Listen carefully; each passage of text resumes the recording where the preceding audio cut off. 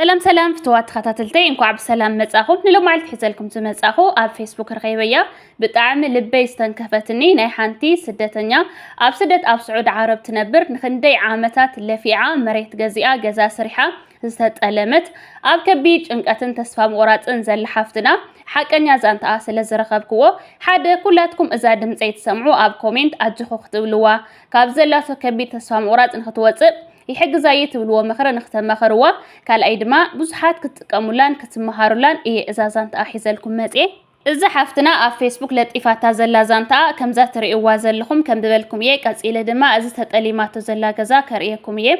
كمزيها تبل حقنا تاريخ حفتنا سدتنيا كاب سعودي إذا خلي عماوتي صريحة ببيت السبي كمزي صريحة كمزي صراحة خوينة بيزخن أب سعود عرب زلخن حواتي كاباي تمهارات تبلنا الله بتعمي لبغاز سبر تاريخيو أبينا أيكونن إذا تاريخ بأبزحة أب سدتنيا تات حد جزاز زقاتم زلقيو مكحاديو سلامات حواتي بمجمرتا سلام اغزيابير مسخاتكم يخون بمغزال أب سدت زلخم زلخن أحواتي كاباي كتمهارو تسفا يكبر نحنا اب سدت سلنا وشطنا بعلنا نبر والحاده زرد لنا يلن ناب غداي كاتو انا اب سدت 7 عامت كيرلهو بخلتشحن 13 عامته مهرتيو ودكوي مريت زيت غزي انتي تغبر لخي سدت وصيخا مويا مخانيو مريت نيو بركاش غزي እና በለ ይነቅፈኒ አነኸዓ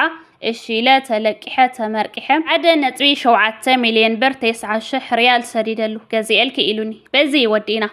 አነ ልበይ ረጊዐ መሬተይ ገዚኤ እናበልኩ አፍት ሰዓት ንሱ ካቡ ሓሊፉ ዝገዝአለይ ኮነ ዝእልሸለይ ካልእ ሰብ ኣይነበረን አሓተይ አበረኻ እዮም ነይሮም አደይ ከዓ ዓባእያ መቐለ ክትመጽእ ኣይትኽእልን አቦይ ከዓ ብሂወት የለን دحارجن كونتات تجري سلام مسكونة بل بشمي جبرلي إليه اتهم زشات لي سبات جنزب وسخ إلو مني بلني اتجنزب زبالو جمع شو منتميتي الشح بر يونيرو ازوي شطارو اخعا بللي بحالتي ازجاجيو حدا كابجلي امصي يرخبني كم زد ما يبلني انا تجادا لايه برخا ينير حزي توقيع مزيه تمليسا مريتي ابوين سبيتي ابوين شيطمو وصاني حمني حزقن محكمون ايهابونن ገንዘብ ይብለይን ስለዚህ ወስኺ በርካሽኺ ገዚእኺዮ ሕዚ ካልእ ሚልዮናት ይሽወጥ ይብለኒ ኣነ ከዓ ጨኒቕኒ እሞ በልፈፍርቅና ንግበሮ ኣነ ላ ኣይብለይን ኢለዮ ብ400,000 ብር ክውስኽ ተስማዕሚዕና ሰደድ ኩሉ ተቐባሊ ግን ወደኩ እዩ እቲ መሬት ዝገዝአለይ ጠቕላላ ናይ ዳሕረዋይ ናይ መጀመርታን 2.1 ሚልዮን ልኢኸ በል ናብ ሽመይ ግበረለይ ምስ በልክዎ ምኽንያት የብዝሕ ቆልዓ የለን ከይዱ ሕክምና ይብለኒ እቱ ተጋዳላ እየ ዝብለኒ ግን እዘን ዳሕረወት ገንዘብ ምሰደድኩ በሊ ምስተመለስኩ ናብ ሽምኪ ከዝረልክ እየ ኢሉኒ ብድሕሪኡ እቲ ዳሕረዋይ ገንዘብ ኣታዊ ምስ ገበርኩ ግን ስልኩ ኣይሰርሕን እንተደዊለውን ኣየልዕለንን ኣይድውልን ኮይኑ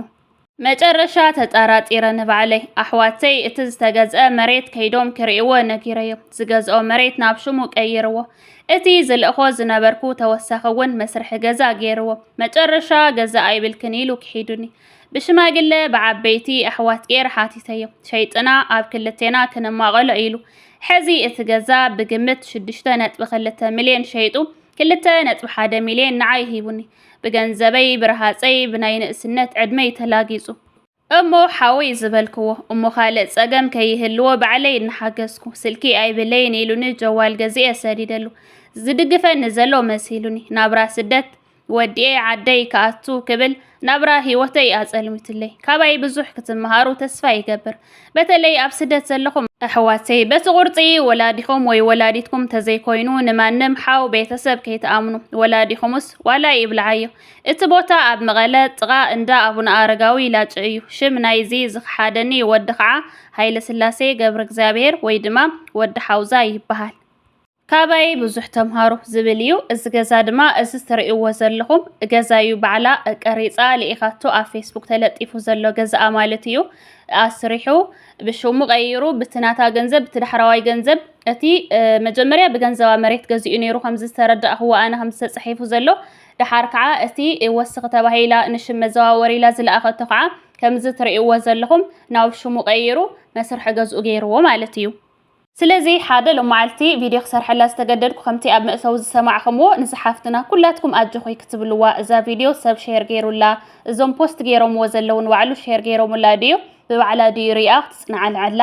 ትኽእል ቃላት ኣነ እውን ክዛረባየ ከምኡ ድማ ብዙሓት ሕዋተይ ብቤተሰብ ክንድዩ ብዘፍቀርኩን እወድድ እዩ علي تزمد قصيركن اب سدت كن دز عامت غيركي مريت زيت غزئي زيت غير انابله حالا يمسيلو مخاره مسيلو بزح ነገር ስለዚ መخاركن ተደጋጋሚ ስለስተደዋወልክን ጥራሕ ብዙሓት ኣሚንከን መሬት ግዝአለይ ብዝኾነ ጋጣሚ ዝፈለጥክኑ እንተስ ጽጉማት ዝሕግዝ ድዩ እንተስ ዝኾነ ሰናይ ስራሕ ዝሰርሕ ድዩ ብዝኾነ ጋጣሚ ፈሊጥክኑ ባዕሉ ግዝአለይ ትብላ ብዙሓት ይኽን ስለዚ ክትገዝ አንድ ሕርዳ ኮይንክን በቃ ወይ ወላዲኸን ዋላ ዓበይቲ ክኾኑ ይኽእል እዮም ከም ጽሒፋቱ ዘላ ወላዲታ ዓባይ ከም ዝኾነት ግን ብቤተሰብ ረአይ ሌላ ዋጋ ድኻሞም ሊኢኻ ምስ ደለልቲ ተራኺባ ደዊላ ካርድ መሊኣ ኣዲኣ ኣፍታ ወርጽ ሰዓት ኣፍታ መሬት ተረኸበታ ሰዓት መጽያ ፈሪማ ብሽማት ትገዝአላ ነይራ እዩ ትዝመረጥ ስለዚ ኩላትክን ዓበይቲ ወለድ ዋላ ኣብ ገጠር እንድሕርዳ ሃልየሙኽን ደላሊ ኣብዚ ኮይንከን ርኢኽን ድዩ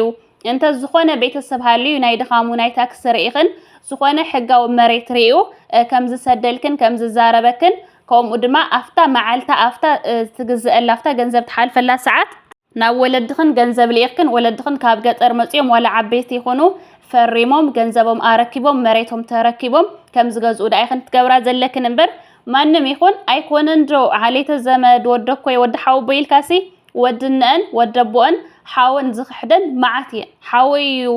ስደት ይርድዩ ኣብ ስደት ነይሩ ይለን ሓውን ገዚኡለን ንሰን ግን አለን ገዛ መሬት አለንና በላ ዓድ ምስከዳ አይብልኽን ዝበለን ብሽሙ ቀይሩ ወይ ብሽም ሰበይ ተቀይሩ አይነበረን አይገዛኽን አይላኽን ለይኒሉ ዝኽሕደን ማዓትየን በሓውን በወድነን በሓፍተን በጓልነን ዝክሓዳ ማዓትየን ማለት እዩ ስለዚ ገንዘብ ንብዙሕ ሓፍቲ ንብዙሕ ቤተሰብ ንውልድን ወላድን ዘቃትል ዘክሓሕድ እዩ ከምዚ ኣብ ሚድያ ንሪኦ ዘለና ንገንዘብ ንውርስ ክትብል ክስካዕ ወላዲኻ ምቕታል ዘብጽሕ ገንዘብ ማለት ሰይጣን እዩ ንብዙሕ تنفاس كحلف زجدد قالي وجنزب تخحيد وسكع تنفاس محلاف يبتح قالي إدما جنزب ونخورر تنفاس وسكع محلاف زبتح أبعدي أبسدت بستفعل لي قات أمي أسك أقفعتها نريو نجنزب كبلي جنزب بزح يزسرح بس بزح يزك حاحد سلزي ولا ديخن ولا دعا بيتي خون ولا أبقتر أبروحو يخونو جن نتاشع معلت نتغفر رملكن كل زخفل مسوقات خفيلكن ماتيوم جنزبهم أراكيوم مريتهم كركبو خمزلوم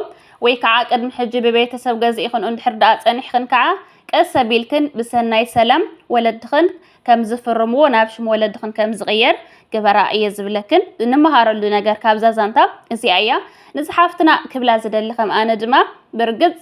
ከቢድዩ ዛንታ ብጣዕሚ ከቢድዩ ግን ካብ ኣዝገደዳ ኣብ ስደት ከይደን ገዛለን ኢለን ከይደን ገዛ ይብልክን ዝባሃላ ገንዘበለን ኢለን ከይደን ገንዘብ ይብልክን ዝባሃላ ብዙሓት እየን ንስኸ ግን እተን ሂቡክ ዘለ ገንዘብ ንባዕሉ በቃ ተመስገን ኢልኪ ብጸጋ ተቀበልየን